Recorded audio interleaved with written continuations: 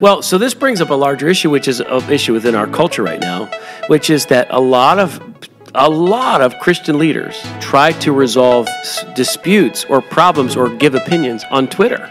Yeah. Okay, so clearly Twitter is toxic in itself. I mean, it as a platform tends to have a lot of hit statements, like little tweets that go out that just are mean or accusatory or distorted or whatever. You know, this did pop into my mind. If there was such a thing as podcasting journalism back in the Apostle Paul's day, could they have done a hit piece on Paul's ministry if they would have interviewed John Mark?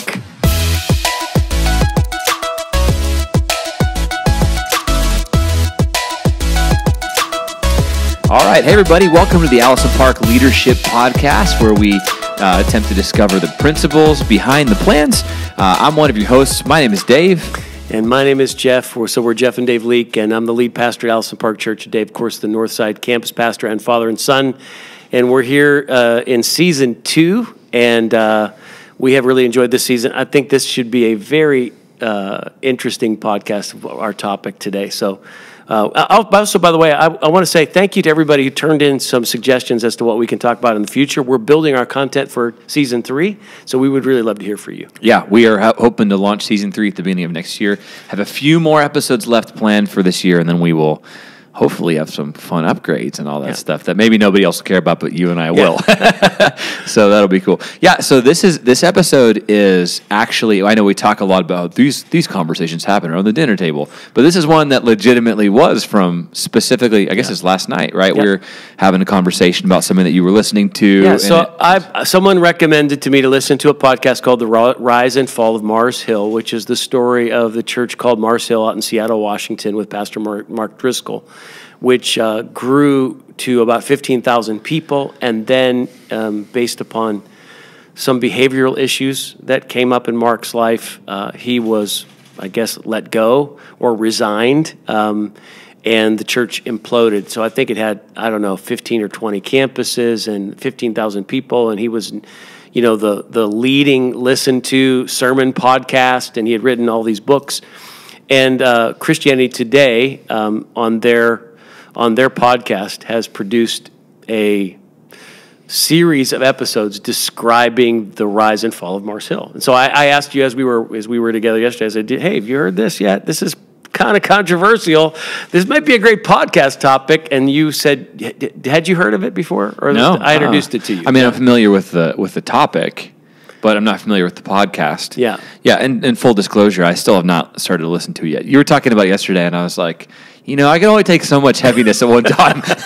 I mean, it sounds interesting. You've consistently described it as you're almost like watching a train wreck. Yeah. It's one of those docu-series, right? I think is what almost they call it, if it's like a Netflix show.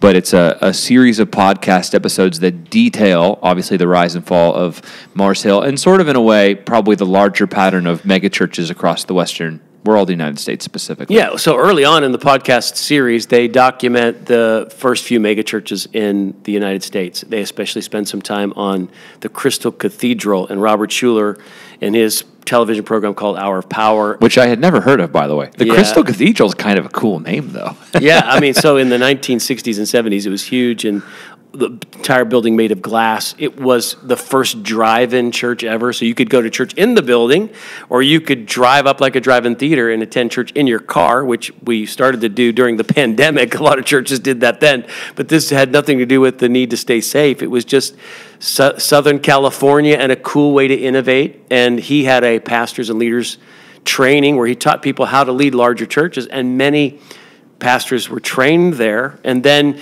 he then talks about, or in this podcast, they talk about then Bill Hybels in Willow Creek and Rick Warren in Saddleback and John Wimber and the Vineyard Movement and all of the other fast-growing movements and mega churches.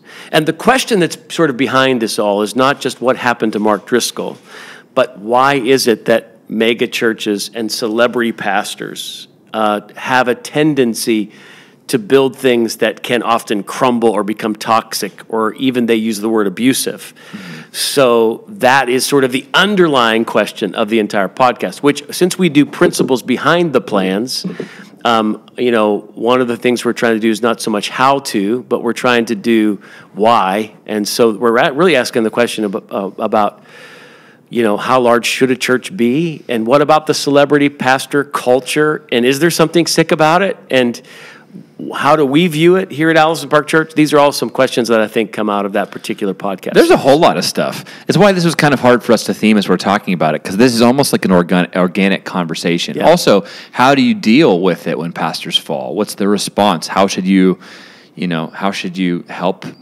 victims, right? Or, handle abuses? And there's a whole lot. But your very first reaction, Dave, to when I introduced the topic to you and I said, have you listened to this podcast? You said, I don't even want to listen to that. It sounds too heavy. And then your second response was, should they even be doing that? Like, is it helpful to air the dirty laundry of a church that had a complication or a failure? Isn't this going to create a stain on the reputation of the church in general?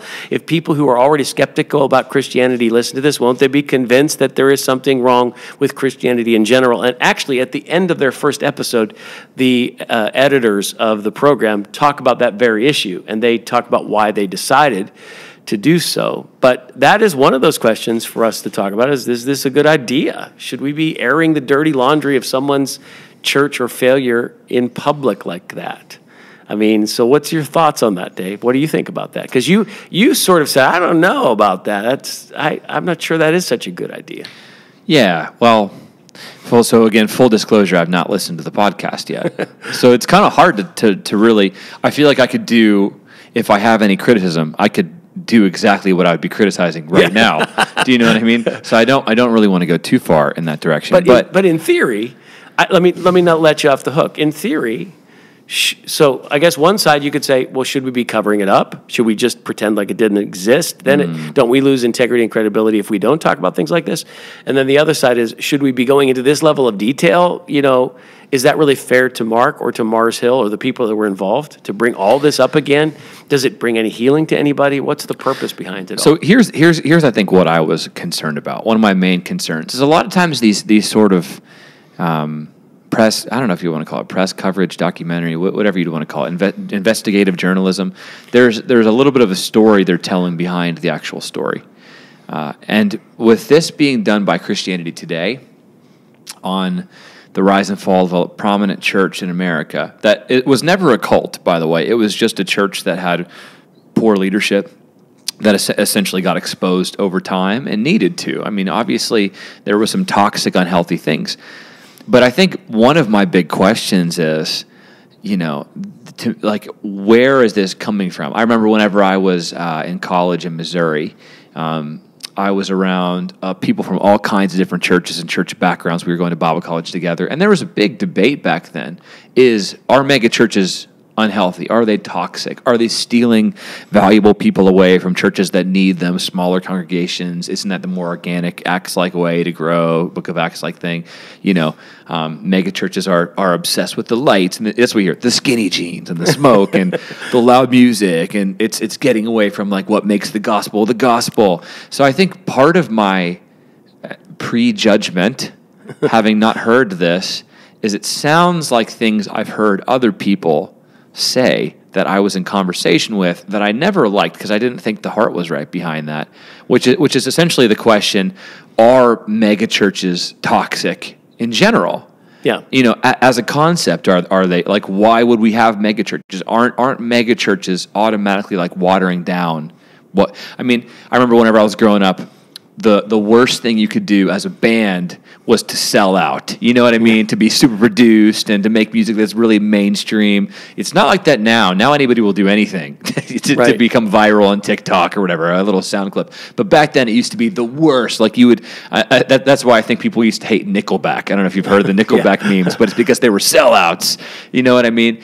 And I think that's sort of the reputation that some people give to mega churches. Yeah. You're selling out for the crowd. You're stopping the spread of the gospel. You're making it about, your best life now and monetary success and blessings, and not about all the rest of the stuff that's in the Gospels or about the person of Jesus. Yeah. And I think this falls into the category that anything you stereotype, you probably are improperly limiting, right? So it is a stereotype of mega churches that they're sellouts or that they're watering things down or that the reason why they're big is because they're compromising something. And often that is done out of a position where somebody's been offended by something. Either they were in a mega church and they felt hurt by something, or they were in a smaller church and they resent the fact that their church isn't larger. There's all kinds of reasons for it. But we have to admit that the book of Acts started as a mega church. Yeah. I mean, the first day... Well, technically, it started as a small church. Well, it was 120 that became 3,000 overnight and then quickly became 5,000. Sure. And I think that health in a church involves both small group and large group. So if all you have is large group, you just have a big crowd and a big show, then maybe it is shallow. Quick pause for a second. Yeah. I think it's important that you said that because some people will be like, it was house churches. There was a bunch of house churches. But they would all gather together every day. I mean, they had huge gatherings as well as small gatherings. Right. And so it was in Jerusalem. They met in the temple courts, and there would be thousands upon thousands there. Absolutely. And then they met in homes where there was intimate fellowship and people knew who you were. And it was both. It was a combination of both. So I think that the New Testament church doesn't have an anti-large mindset. In fact, if Jesus says, reach every nation and make disciples, he's expecting thousands to be saved. And that can be organized in larger groups. But I think Western culture, okay, in our celebrity pastor orientation, sometimes a large church is a large church because it has a singular leader that is a charismatic personality that becomes a celebrity, and it sort of becomes a church that feels like it's all wrapped around that person. And that's, I guess, what Mars Hill had become. It was a really highly effective church in reaching especially disenfranchised young people in Seattle, and especially reaching men who were disenfranchised. Right. And won them to Christ and was discipling them. Somewhere in the context of its growth, something happened that it shifted and became unhealthy. But even those who are being interviewed on this particular Mars Hill podcast are not saying that it was unhealthy from the start, or it was unhealthy when it became big. At some point, there were some things that made it unhealthy, and then it became really unhealthy. And so, anyway, that's... So I guess we can hit several different questions here. There's probably more that'll pop up organically. One of them is going to be about mega churches. You know, it's about, I think we've talked about this a little bit, but what, if anything, what aspects are inherently toxic about large churches? And then we can eventually talk about how do we handle major falls. I mean, you've been around some of these, you know? I don't even know. And I guess depending on how we say we should handle them, we could not name names or name names or whatever, but I mean, there's been some major falls that you've been right beside people, and we've seen many of them from afar, and so that's probably a part of this. Yeah, but, and I think part of so are some mega churches unhealthy and toxic? Yes. Are a lot of smaller churches unhealthy and toxic? Absolutely. I don't think it has to do with size. Toxicity is really all about accountability, attitude, structure, process, culture. And you could have a very large church and have a very healthy culture, and you can have a very small church and have a very healthy culture, and vice versa. It can be unhealthy in both spaces. I think to assign something because of its size as toxic is to miss the point. And if we just think we have to stay small, because you can be small and very unhealthy. In fact, sometimes things are small specifically because they're unhealthy. And so I think we miss the point of the larger issues when we assign good or evil to size. Yeah. But I do think there are some learnings that come from some of the falls that people have had. Yeah, well, I think some of the argument people would make is about being too trendy or culturally relevant or based around a charismatic personality. Yeah. The skinny jeans. That's what I mean, now it's not skinny jeans. Because skinny jeans aren't as trendy as they were. I mean, not that they're untrendy, but you know what I'm saying? Like now it's different things, but it's looking trendy. But every church has its culture. Every church has a wardrobe. Every church has a musical style. Every church has an approach to the way they decorate their stage. But some of them are biblical methods, right? Just kidding. Yeah. Well, see, that's how Jesus would have dressed. That's the scenario. To think that something is old and out of date is somehow better than something that's trendy. Jesus would have worn his Sunday best, I'm telling you. Yeah, so it does create a sense of, well, what is righteous, and what you're doing, which is new, is watered down. Is watered down just because it's different. And I don't think we can sanctify a style of clothing or a stage setup, or video or non-video, everything. So I'm pro-innovation. I'm in favor of all methods. Like, try it. If you go small and it's working, great. If you go big and it's working, great. If you wear a certain wardrobe and it's working to reach a certain group of people, I'm pro everything. I like multiplying churches. I like multi-site churches. I like church planting churches. I like single location churches. I like mega churches. I like it all. I like the micro church movements. I think all of it's good.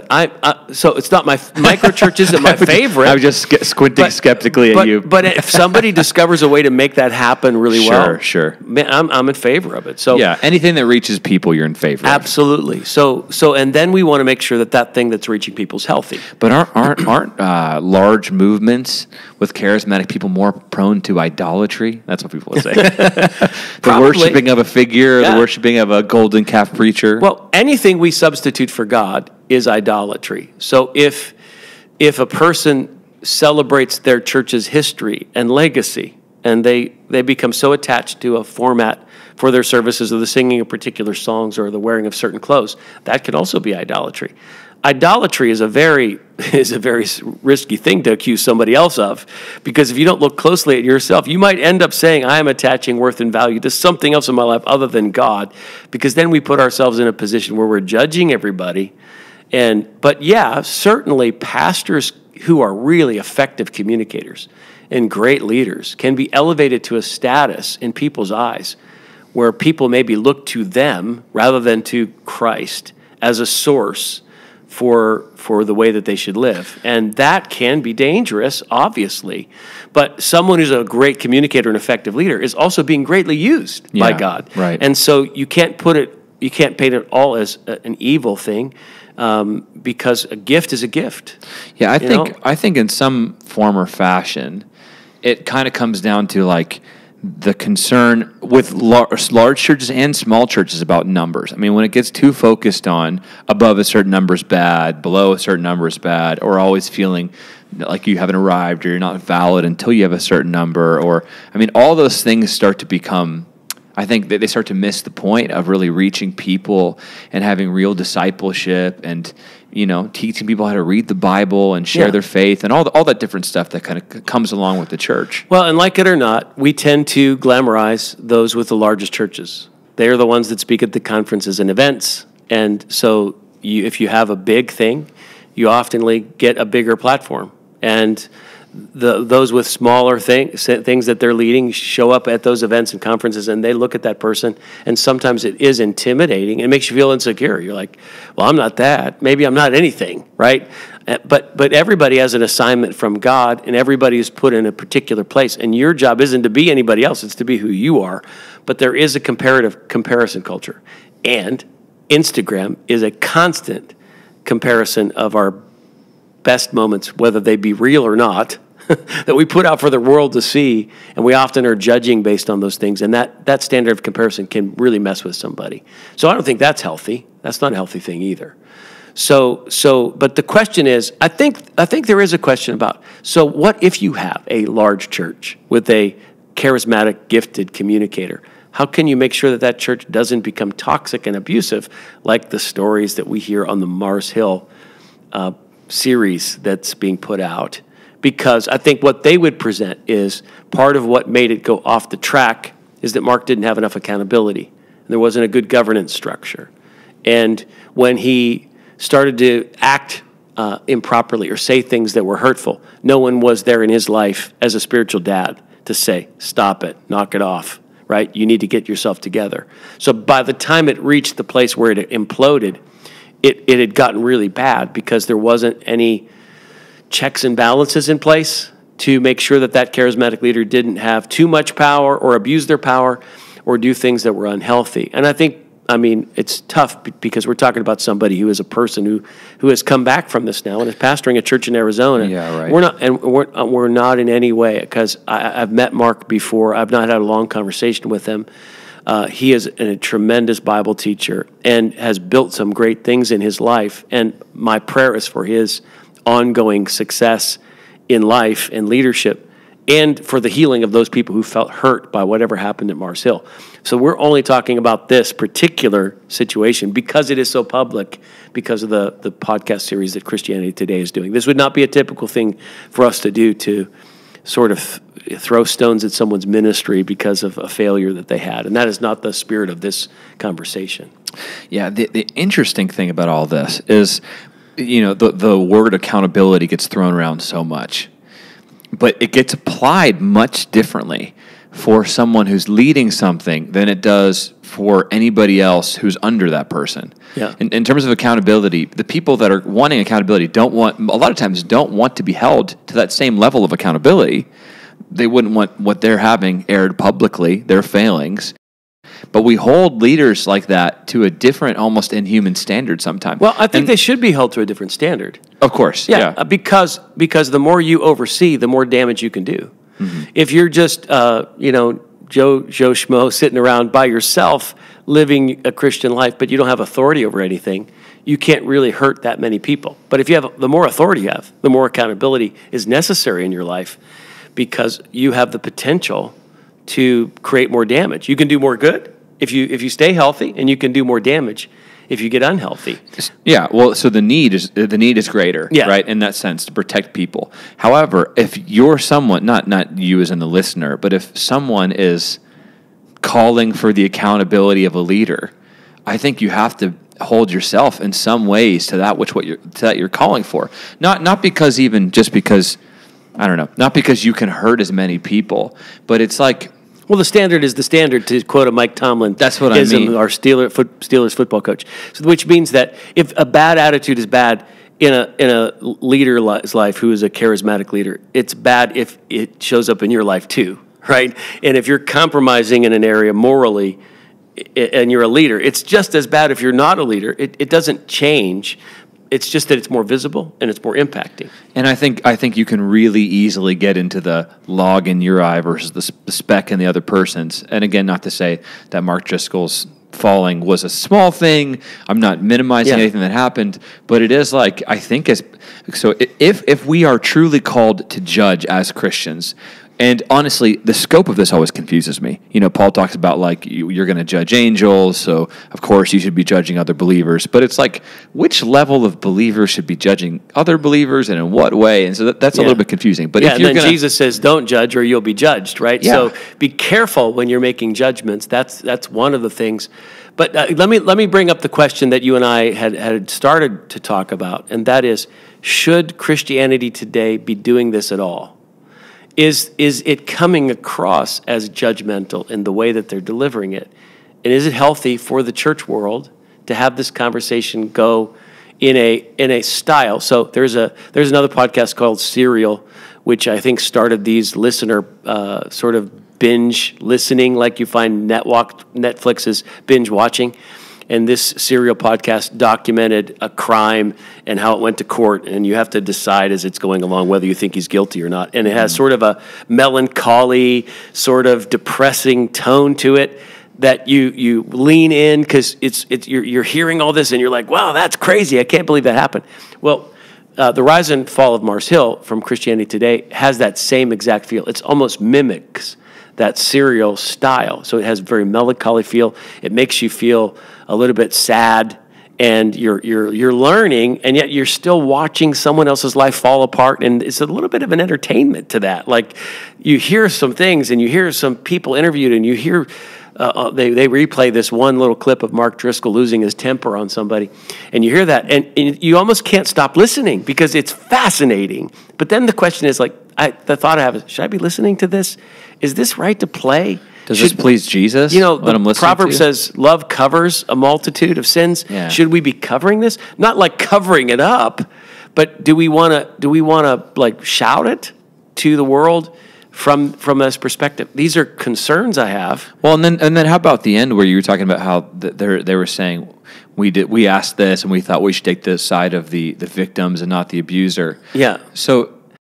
And we should say, to full disclosure, we are doing a podcast on this right now, so we're kind of talking about it. But it's the messiness of it that we're trying to talk about. The messiness of megachurch, the messiness of the feelings about that, the questions about charismatic personalities. Should we be discussing this? They said, we feel like in order for people to heal, they need to be heard.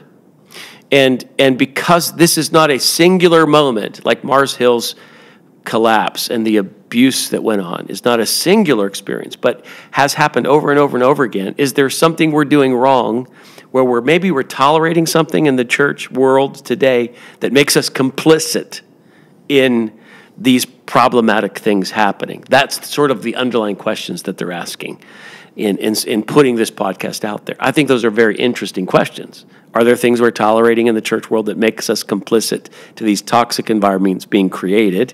That's one question. And does this contribute to healing? So let's just pause for a second right there, though. What bothers me about that question is, if you don't have the answer, should you be publishing this?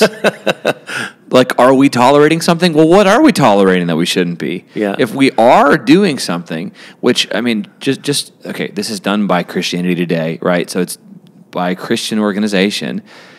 So shouldn't we be following, Matthew 18, church discipline kind of things, and who should be carrying out the discipline? And then what are the conclusions? If we are tolerating it, shouldn't we be working towards restoration and not tearing somebody down? Even the whole paradigm in this case of victims and abusers, when it's among pastors and Christians, were there victims and abusers? It sounds like it. Yeah, again, I haven't heard the podcast. I don't think we're denying that fact.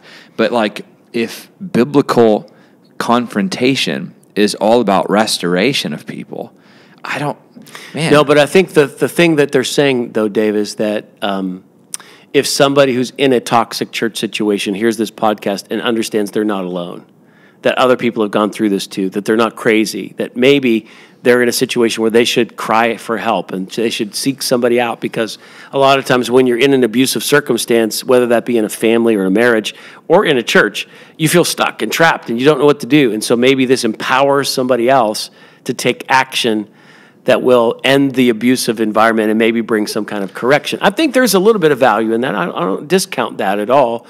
I think we're looking at it from the perspective of church leaders, and we want to pastor this, right? That was my initial reaction immediately. I'm like, okay, so are you going to take the responsibility for pastoring these people, or for interpreting which people you're telling that to that maybe are already hurting and might have perspectives that aren't great and are going to identify with that? Yeah, you're going to open a wound and make it worse. Yeah. So they're actually producing this from the perspective of journalism. Yes. We are talking at this from the perspective of being pastors. And what a pastor wants to do is a pastor wants to get you in a place where we can say, all right, this happened. All right, let's forgive. Let's apply the grace of God here to the situation. Let's learn some principles. Let's get you into a place where you can be in good, healthy relationships again.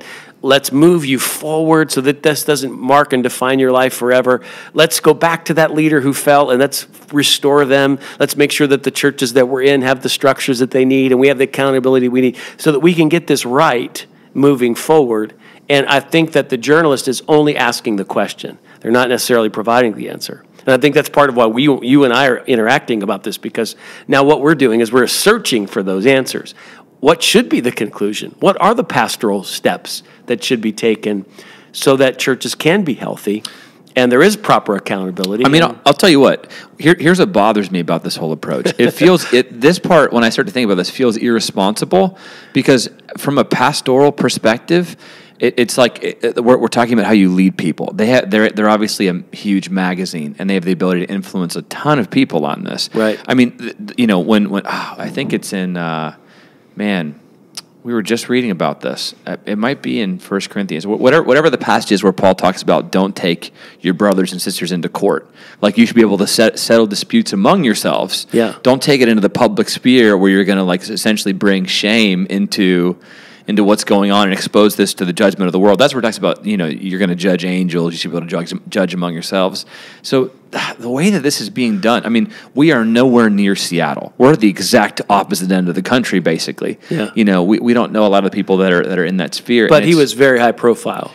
So a lot of people listened to his podcast and read his book and knew about him. So he did have kind of a global impact. I tell you, one thing that did concern me about the podcast too was they would weave in and out from the Mars Hill story and other Christian leaders like Chuck Smith, Rick Warren, Robert Schuller, Bill Hybels, John Wimber, others who led movements and created mega-churches. And Rick Warren had a relationship with Mark Driscoll and spoke at Mars Hill in the early days.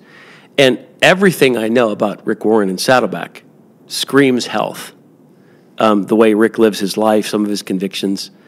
And I've never heard anybody say anything other than that about Rick. Now, there's other criticism that he takes for, people who don't like maybe his purpose-driven model, etc.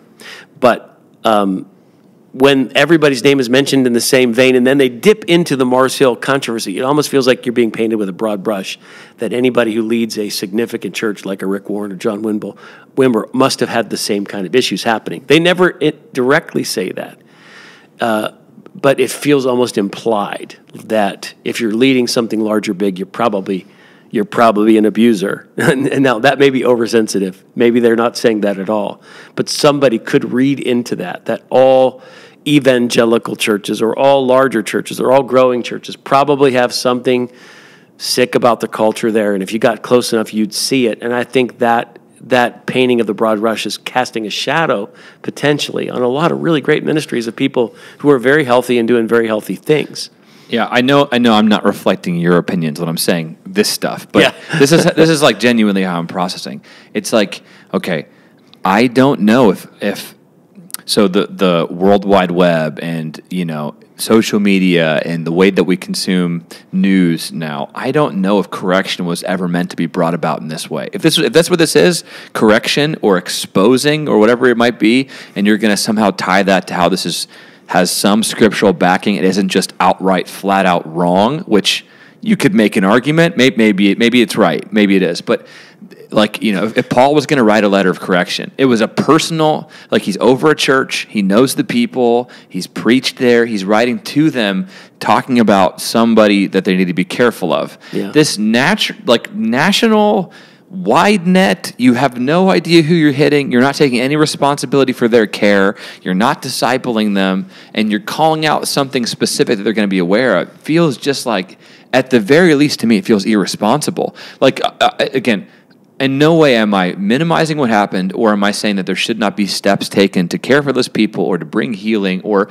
even to correct problems that maybe we've been putting up with for too long. But this feels like it's a shotgun at just the national church. It's like, boom, and you're blasting something with no fix and no supervision. And I just am like, is this good? Well, so this brings up a larger issue, which is an issue within our culture right now, which is that a lot of Christian leaders try to resolve disputes or problems or give opinions on Twitter. Yeah. Okay, so clearly Twitter is toxic in itself. I mean, it as a platform tends to have a lot of hit statements, like little tweets that go out that just are mean or accusatory or distorted or whatever. And so I have watched major Christian leaders hold theological debates on Twitter, or debates about controversial topics like Christian race or critical race theory, critical race theory. And I think to myself as I read some of the back and forth, I don't know that this is the right format for people of faith to be having a conversation in front of the rest of the world that is so combative. I realize that is the arena where discussions are happening, Twitter, Facebook, Instagram, etc.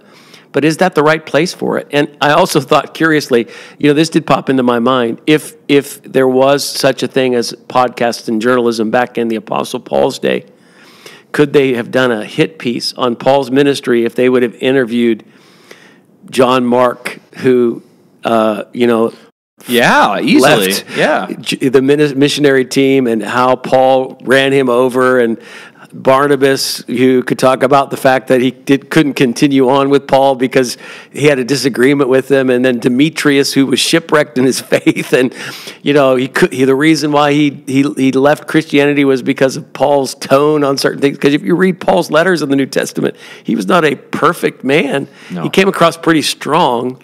That doesn't mean Paul was abusive. We're not saying Paul is doing the same kinds of things as what Mark Driscoll had his season of failure with.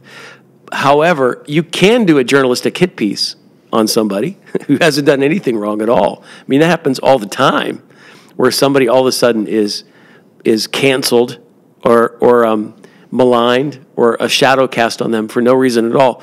And maybe they haven't done anything wrong at all, but you can find somebody somewhere who's going to tell you, hey, this guy, misled me, or this lady, mistreated me. Yeah, I just think we have to be better than that. I mean, as Christians, like, if you have a problem with someone, you should be able to resolve that. Yeah. Like, I know that it's hard. I know it means getting personal, and it might mean giving someone a chance to hurt you, like by opening yourself up to dialogue with them. It might mean, being offended. It might mean, I don't know, a lot of annoying things. But like, man, don't we have to be better than this when we're setting an example? Because I think the way things are happening today, here and now, like, I'm not going to say of course, there are sometimes needs to say, be careful about this teaching or this movement or even that church or something. I could see how if you're shepherding people, you're discipling people, you might need to give cautions or corrections. And even if you're, again, across the country, but someone and bringing correction, you're over at that church, like what Paul did.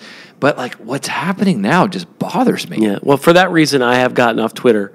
I don't even pay attention anymore because I think it's not a healthy environment. However, I'm halfway through the podcast and I will complete it. And part of the reason why is because I feel like I need to be informed. It is out there in the public square.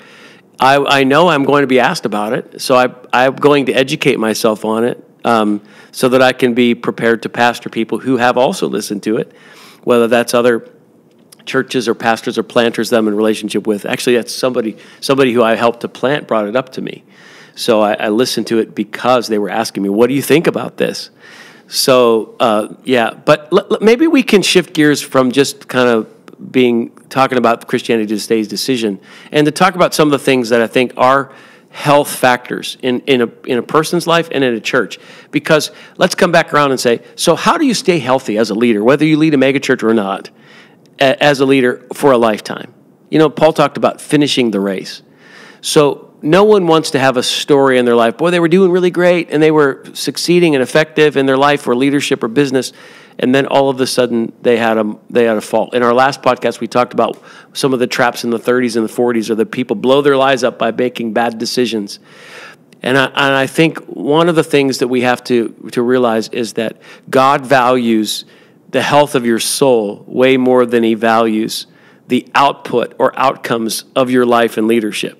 And if you ever get to the place where your soul is not healthy, nobody else in your world will monitor your health but you. It is your responsibility to make sure that you stay healthy in your soul and your relationships. Part of how you do that is by surrounding yourself with the right people and the right voices who can be spiritual moms and dads in your life that you can go to when you're struggling, or a counselor that you can talk to when you're needing to process. If you're a pastor of a church, you need to have overseers. You need to have a board locally and overseers, people who can care for your soul and that can speak into your life. And I always tell my staff and my leaders here, if you ever see me acting stupid, what I want you to do, if I'm being irresponsible with my emotional life, if I'm somehow involved in some relationship you think it seems weird, if you see me doing unethical or using money improperly, or I'm using language, or I'm just not showing up prepared, or whatever it is you see that's wrong in my life, first you come to me and you look me in the eye and say, what's going on with you?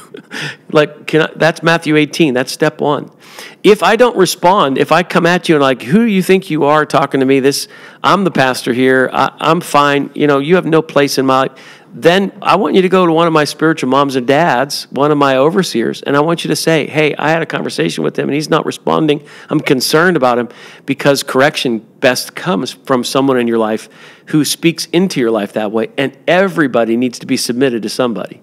And sometimes what happens is some charismatic leaders become so strong in what they do that no one feels that they have the right to talk to them, sure, or provide covering for them. And so being in a place where you're submitted, I have 5 overseers in my life, and I have 8 board members at Allison Park Church.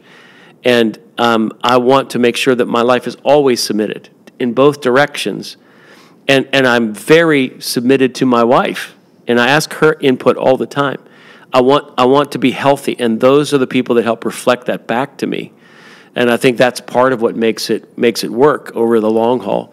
And if you do attend a church, whether it's small or large, whether it's a mega church or a tiny church, you need to know that your pastor is submitted somewhere. And that's one of the questions I would ask in joining a church. Who are you submitted to, pastor?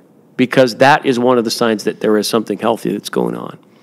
And maybe that's part of why we did this episode, is we could get to that nugget there to say this is a part of what makes health continue in a church's life and in a leader's life. I think that's one. And I think the other one is just for us to maybe talk about, we need to handle conflicts and failures in a personalized way, in my opinion, from a relationship and not from a shotgun broad way. Yeah.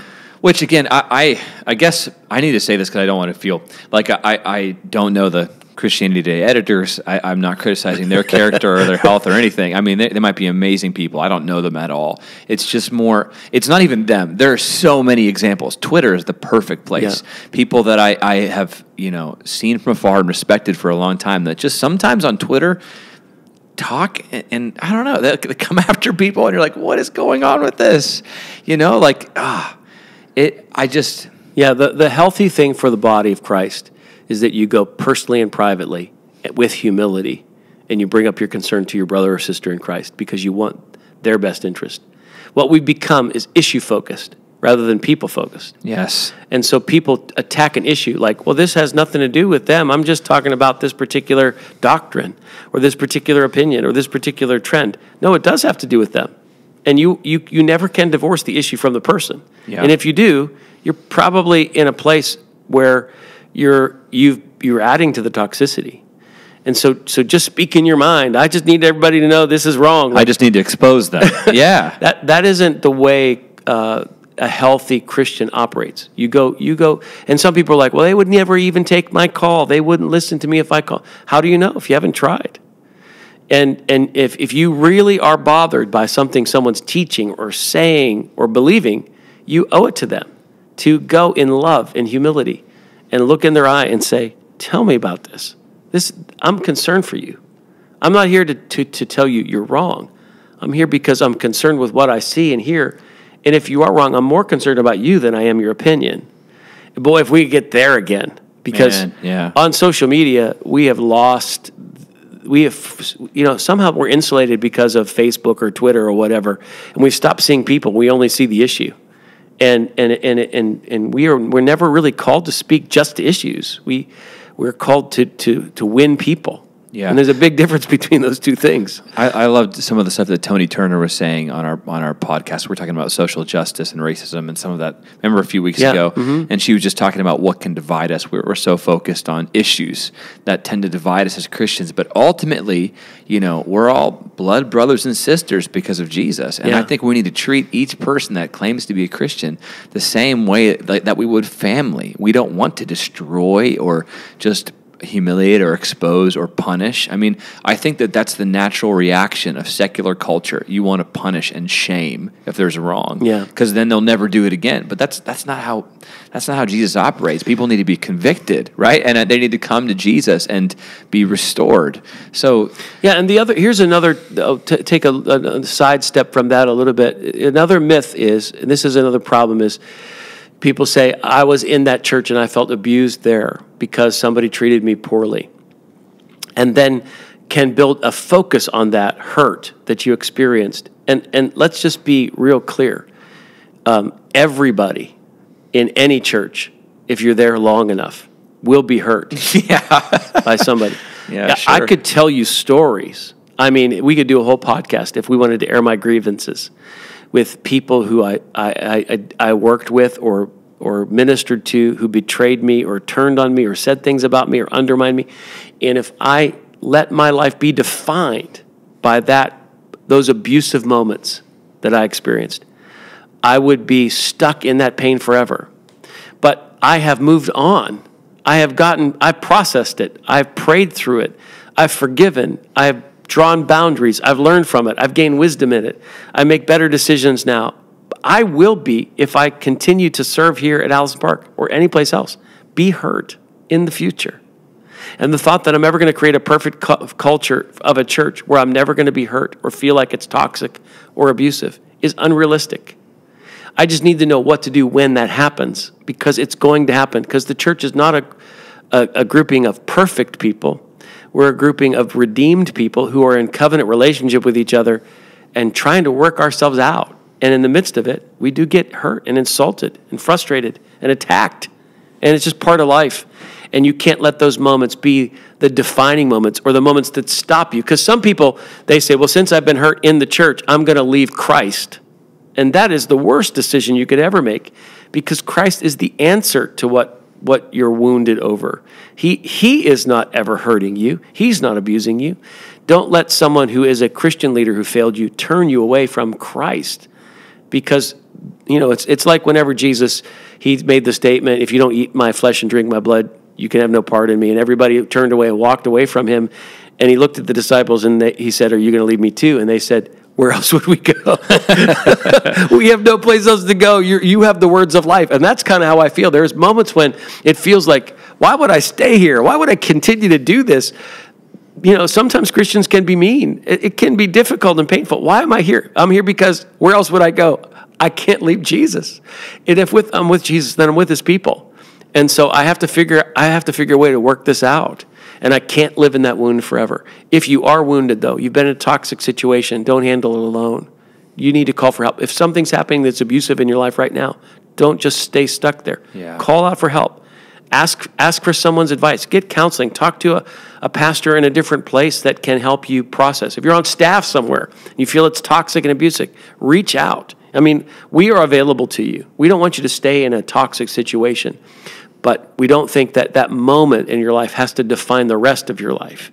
You can come out of it and be healed. And you might need to talk to the person first before you come to if you're offended, right, you bring your offense to the person. Yeah, but if you feel like so freaked out by it that you can't even do that because you're so intimidated, then don't let that stop you from talking to somebody that might. Don't talk to everybody, and don't put it on social media. But go deal with it with some degree of wisdom, but do something about it, right? Absolutely, yeah. So I guess, what do you want to summarize our key points today? That was all over the place. But well, I think we're just sort of in this place where we're wrestling with something. Normally with the podcast, we might end up with something a little bit more conclusive. But I guess we're going to end this by saying, so we'd love to hear from you. Maybe some of the thoughts and reflections that you would have about this would help us to do a follow-up session on this. And maybe, Dave, if you listen to the podcast, we could come back and say, so now what do you think after you heard it all? I guess I have to now. Yeah. So, but I think this is just good to say, this is a really messy part of the world. It is when people fall in the church and there are toxic situations.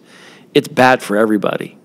Whether we should talk about it or not is the question we've been addressing, but we've been talking about it. So I guess we have to talk about it to some degree. Yeah, how do you talk about Doing it in the right way is what we want to end up with. Absolutely. Yeah, and hopefully we can model what that looks like, and we can. I mean, I don't know that we did it great today, but we're trying to at least start to have discussions about it, because it is out there, and it is in the world today. And I think it's extremely crucial for my generation and the one beneath me, and I guess everybody alive today, to learn how to handle conflict and offense in a global age, right? With the internet, how to handle conflict and offense in our global age. That might be a important thing in the future. That should be the title of this podcast, right? Maybe, yeah. Yeah, so, hey, well, we hope you enjoyed this episode. As always, we would love it if you would like and subscribe, share this with anybody on social media. We're on Apple Podcasts, Spotify. I don't know where you're listening to this, but wherever you are, we're thankful you joined us today. We hope you have an amazing day or night or whatever time it is, and we'll see you next episode.